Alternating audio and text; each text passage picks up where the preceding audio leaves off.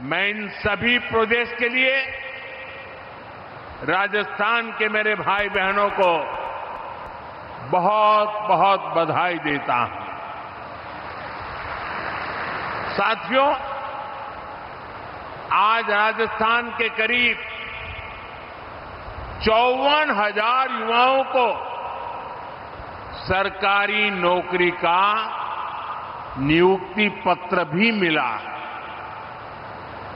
मैं नियुक्ति पत्र पाने वाले सभी युवाओं के उज्जवल भविष्य की कामना करता हूं और उनका युवा मन राजस्थान के उज्जवल भविष्य को और मजबूती देगा। मैं सबको शुभकामनाएं देता हूं। साथियों, आज राजस्थान की इस धरती से मैं देश के एक और सामर्थ्य की चर्चा करूंगा। आप भी देख रहे हैं, पश्चिमी एशिया में युद्ध की वजह से पूरी दुनिया में हाहाकार मचा है। हर देश त्रस्त है। इस युद्ध ने 21वीं सदी के सबसे बड़े ऊर्जा संकट को जन्म दिया। बड़े बड़े देश आज ईंधन की किल्लत से जूझ रहे हैं। लेकिन साथियों,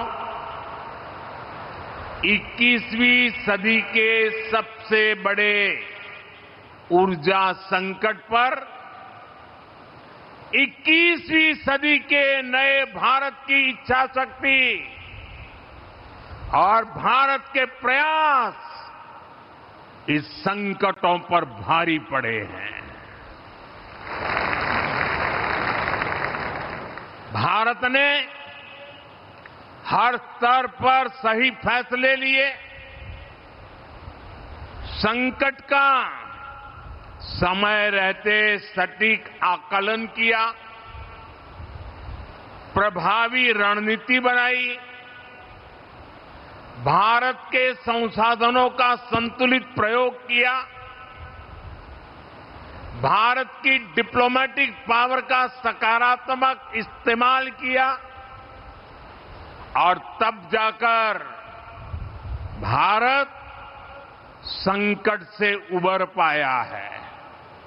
साथियों, जब सार्वजनिक तौर पर कुछ ताकतें अफवाह और आशंका फैलाने में व्यस्त थी, तब किस स्केल पर दिन रात काम हो रहा था, किस तरह स्थिति को संभाला जा रहा था, वो मेहनत, वो प्रयास, वो धैर्य नीतिगत स्तर पर, कूटनैतिक स्तर पर उठाए गए एक एक संवेदनशील कदम कभी न कभी इतिहास लिखेगा। ये सब अभूतपूर्व है।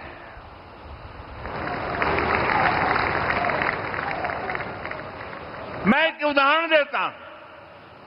रसोई गैस यानी एलपीजी के विषय में हम सब जानते हैं, हमारी जरूरतों की करीब 60% एलपीजी अन्य देशों से आयात की जाती थी और इसमें से भी 90% एलपीजी गल्फ देशों से आ रही थी, हॉर्मुज से होकर के आ रही थी और अचानक से युद्ध के हालातों ने उस सप्लाई को लगभग बंद कर दिया। आप अंदाज लगा सकते हैं, हमारे देश में कितना बड़ा हाहाकार मचने जा रहा था। लेकिन राजस्थान की इस धरती ने हमें चुनौतियों को भी चैलेंज देना सिखाया है और इसलिए हमने संकट शुरू होते ही रिफाइनरीज के सामर्थ्य पर फोकस किया। औद्योगिक काम के लिए जो गैस बनती थी उसकी जगह रिफाइनरीज को रसोई गैस एलपीजी बनाने के लिए कहा गया और 7 दिनों के भीतर भीतर एलपीजी के उत्पादन में बढ़ोतरी हुई। पहले जो 35,000 मैट्रिक टन एलपीजी का उत्पादन देश में होता था, संकट के दौरान वो 54,000 मैट्रिक टन बढ़ गया। जिन रिफाइनरीज ने पहले कभी एलपीजी नहीं बनाया था, उन्हें भी इसके लिए कॉन्फ़िगर किया गया। साथियों, रसोई गैस की डिमांड का पूरा लोड एलपीजी पर न पड़े, सरकार ने इसका भी ध्यान रखा। पीएनजी कनेक्शन यानी पाइप से रसोई गैस के कनेक्शन बढ़ाने का अभियान चलाया गया। बहुत ही कम समय में भारत ने करीब 11 लाख से ज्यादा घरों को गैस का पीएनजी कनेक्शन से जोड़ दिया।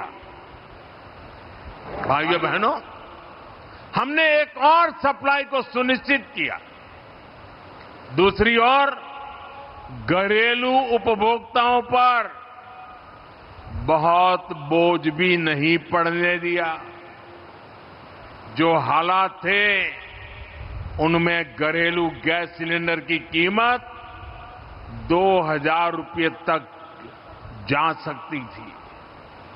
बड़े बड़े मार्केट एक्सपर्ट यही आकलन कर रहे थे, लेकिन हमारे यहां अभी भी घरेलू एलपीजी सिलेंडर 950 रुपये से भी कम में दिया जा रहा है। गरीबों को तो उज्ज्वला सिलेंडर 650 के भी भीतर पड़ रहा है। अब से 2 दिन पहले सरकार ने कमर्शियल गैस की कीमतों में भी बहुत बड़ी कटौती कर दी है। ये दिखाता है कि हमारी सरकार कितनी संवेदनशीलता से काम कर रही है। साथियों, युद्ध की वजह से डीजल पेट्रोल पर आया संकट भी बहुत बड़ा था। हमारे देश में तेल के बड़े बड़े कुएं नहीं हैं। जब ये संकट बढ़ा तो क्रूड ऑयल की कीमतें $70 प्रति बैरल से $120 प्रति बैरल तक पहुंच गई थी। आयात के रास्ते भी बंद थे।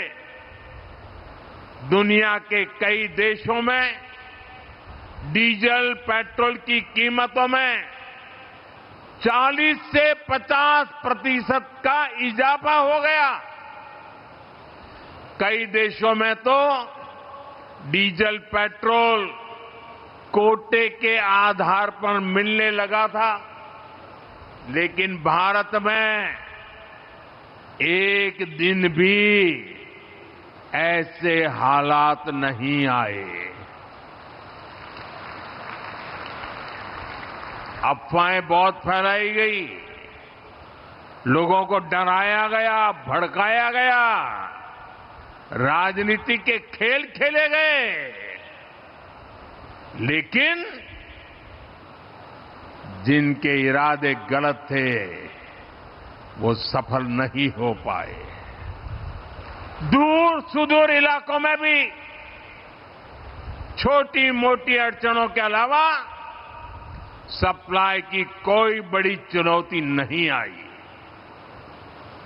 अप्रैल से जून के बीच ही अकेले डीजल पेट्रोल में 75,000 करोड़ रुपए से ज्यादा का घाटा कंपनियों को उठाना पड़ा। यानी एक नई रिफाइनरी बन जाए इतना घाटा सहना पड़ा। और इस घाटे को पूरा करने की जिम्मेदारी सरकारी खजाने से उठाई गई।